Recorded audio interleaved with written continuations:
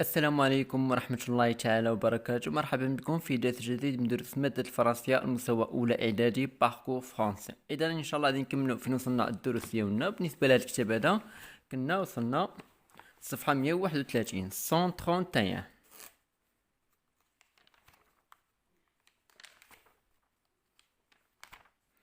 بحال ديما غادي نقراو النص ونشرحوه بالعربية وندوزو لي كيستيون.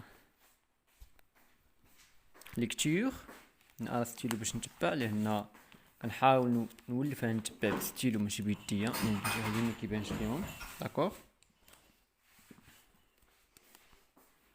هنا lecture identifier la description d'un lieu. Je lis et je comprends, je lis silencieusement les textes suivants. Texte 1. Construite vers 1880 par l'Amin Haj Mohamed Ibn Attal El-Fassi. La Grande Qessaria est une centralité commerciale de la Médina d'Oujda. Idem pour la Petite Qessaria Ibn Attal, bâtie par le même individu à la même époque. Ces deux Qessarias sont constituées au rez-de-chaussée et d'un étage. Au rez-de-chaussée, plusieurs entrepôts donnent sur la cour et des échoppes sur la façade extérieure. À l'étage, il y a une grande pièce servant de café mort. Les autres pièces sont utilisées comme entrepôt ou logement. النص الاول تيقول لك واحد جوج قيصريات تبناو في 1880 من طرف واحد السيد اللي سميتو امين الحاج محمد ابن عطال الفاسي ولا ابن عطال الفاسي. القيصريه الكبيره كانت هي تمركز التجاره ديال مدينه وجده، وكانت قيصريه صغيره اللي بناها نفس الشخص ونفس الزمن نفس العهد. هذوك القيصريات اللي كانوا كيتكونوا من واحد السفلي وواحد الطابق، وفي داك السفلي تيكونوا فيه بليزيور انتروبو. اونتروبو بحال تنقولوا يعني هاد فين وصلنا قلنا، وكتكون في هذاك الطابق يعني السفلي تيكونوا بزاف ديال المستودعات اللي كيطلوا على واحد لاكور واحد الساحه، وكاين بزاف ديال الدكاكين في الجهه الخارجيه. À l'étage في الطبقه il y a une grande pièce servant de café mort. كان واحد الغرفه مخصصه للمشروبات بحال القهوه الى اخره. ولي زوتر بيس سون اوتيليزي كوم انتروبو او لوجمون، وكاينين بعض الغرف الاخرين اللي كانوا كيستعملوهم من اجل المستودعات او منازل الكراء الى اخره. تكست 2 النص الثاني. La case de mon père était faite de briques en terre battues et pétrées avec de l'eau. On y pénétrait par une porte rectangulaire. À l'intérieur, un jour, Avar tombé d'une petite fenêtre. À droite, il y avait le lit, en terre battue comme les briques, garni d'une simple natte en osier tressée d'un oreiller bourré de capocs.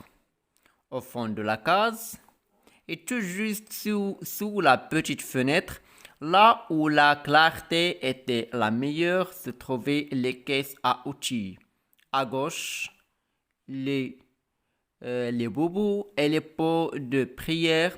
Enfin, à la tête du lit, il y avait une série de marmites contenant des extraits de plantes et d'écorces. Ces marmites avaient toutes deux couvercles de tôle. من واحد الباب اللي هو مستطيل، وفي الدخله كاين واحد النافذه صغيره اللي داخل منها شويه ديال الضوء، وعلى اليمين كاين واحد السداري حتى هو من التراب. وفي العمق ديال هذيك لاكاز كاين واحد النافذه صغيره، وتماك فين كيخبيو ولا فين كيلقاو الاغراض ديالهم او الادوات ديالهم. وفي لاغوش في اليسار تيكونوا لي بوبو اي لي بو دو بريير. واخيرا يعني في الراس ديال داك الستاري، يعني في الاول ديال الستاري كيكونوا واحد السلسله ديال مارميت، يعني مارميت بحال تنقول واحد الوعاء طبخ ولا ديال الطناجر اللي كونتونو دي زيكستري اللي تيكونوا فيهم واحد المصادر ديال النباتات دي كورس اوراق الاشجار. سي مارميت هذوك الطناجر افي توت دي كوفيركل دو طول. هذوك الطناجر تيكونوا مصيبين من هذوك، دونك هذوك الطناجر او الوعاء ديال الطبخ تيكونوا مصيبين من المعدن. كيبان هادشي اللي كاين هنا في النص. قرا الكلمات شويه صعبين. Donc d'abord je relève les indicateurs qui organisent la description. استخرج العناصر أو المؤشرات اللي كيدلوا على الوصف، يعني كلمات كنا كنوصفو بهم. بحال انت نقول لي زانديكاتور دو طون، مؤشر الزمان، مؤشر المكان، ولكن متيقصدوش بهم لي زانديكاتور دو طون ولا دو ليو، تيقصدو بهم لي زانديكاتور كي اورغانيز لا ديسكريبسيون، العناصر التي تكون هذا الوصف. ملاش مكون دي دو قصاريه دو لاكاز، انا ديجا مخرجهم. يعني بالنسبه لنا، بالنسبه للديدو قصاريه، العناصر تكونوا داك الوصف. كاين وصفنا الغيد شوسي، وصفنا ليطاج، لاكور، لا غروند بيس اي لي زوتر بيس، الغرف الاخرى. وبالنسبه للاكاز بدينا الوصف من لانتيريور، من الداخل، ادغوت على اليمين، اغوش او فون. داكوغ. اول حاجه نسيت ما قلتهاش، عندي قبل ما كنقراو الدرس كندوزو القواعد باش كنعرفوا اش كاين في القواعد. ندوزو لهاد القاعده اللي كاينه هنا مورا هاد الصفحه.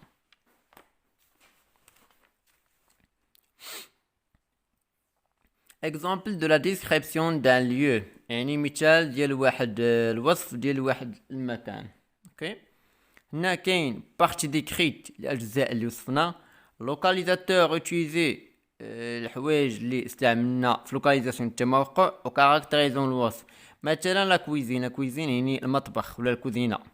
لوكاليزاتور اوتيليزي اون فاس دو لا بورت، نقولو اون فاس دو مقابل، اغوش على اليمين، ادغوش، هادو كاملين كيسماو لوكاليزاتور. غادي تلقاوهم تانا في الصفحه، غادي تلقاوهم هنا.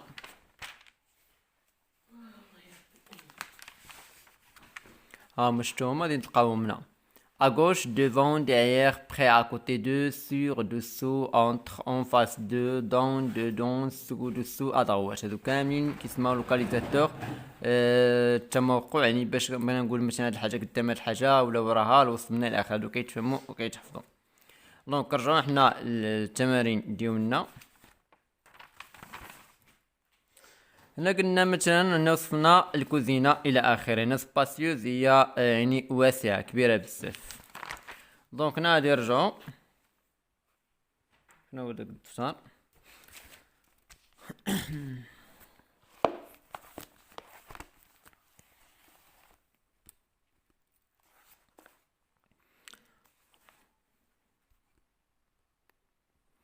دونك هنا الكلمات ديال الوصف بالنسبه لدو قصاري جبناهم، وبالنسبه لاكاز قلناهم. دابا نمشيو للسؤال الثاني. السؤال الثاني كيقول لكم جو بريسيز لو سونس دو لا ديسكريبسيون، احدد لو سونس، المعنى او الاتجاه ديال الوصف. يعني بغا يقصدو هنا بهذاك لو سونس هو واش وصفنا القصاريه من الفوق لتحت، ولا من اليمين من اليسار، ولا من الخارج الداخل الى اخره. وبالنسبه لاكاز حتى هي.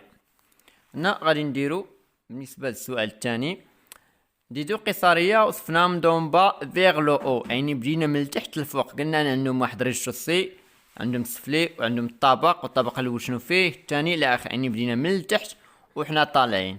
دونك انا تنقولو دون با فيغ لو او. اما بالنسبه لاكاز تنقولو دو ليكستيريور على الانتيريور. وبالنسبه لاكاز ديال با يعني هذاك البيت اللي من التراب بحال ولا من الطين، الدار اللي من الطين التراب، يعني من الخارج الى الداخل، يعني من على برا حتى لدخلنا. اوكي، هنا السؤال الثالث. السؤال الثالث تقول لك جو غولي لو تكست 1، نعاود نقرا النص الاول، بوي جو كومبليت طابلو سيفون، من بعد اكمل هذا الجدول التالي او الاتي. لوكاليزاتور ليو سيتي، لوكاليزاتور هما اللي هضرنا عليهم، شي حاجه مقابله معاك، من موراك، قدامك الى اخره، هاد الكلمات لوكاليزاتور. هنا ليو سيتي الحوايج اللي ذكرنا. مثلا هنا في النص وقفت الفيديو باش نطراسي الكماله ديال الطاب باش يبان لكم. هنا لوكاليزاتور ليو سيتي، لوكاليزاتور غريد شوسي كيسمى لوكاليزاتور التموقع. قلنا ان تكون فيه الانتروبو، ولا فاساد اكستيريور الجهه الخارجيه كيكون فيها دي شوب الدكاكين. وكاين هنا اليطاج غروند بيس، اليطاج غروند بيس هادو كيسموا لوكاليزاتور، يعني اليطاج وريد شوسي ولا فاساد اكستيريور، هادو كاملين كيسموا لوكاليزاتور. والاخرين ليو سيتي الاماكن اللي ذكرنا فيهم، انتروبو، لي دي شوب، غروند بيس. يعني حتى نساليت القاكم في فيديو جديد ان شاء الله. ما بانوش لي هاد التمارين هادو اللي كنتحل مود حاج، يدوز عند الانستا غادي نخليه لكم بحال ديما.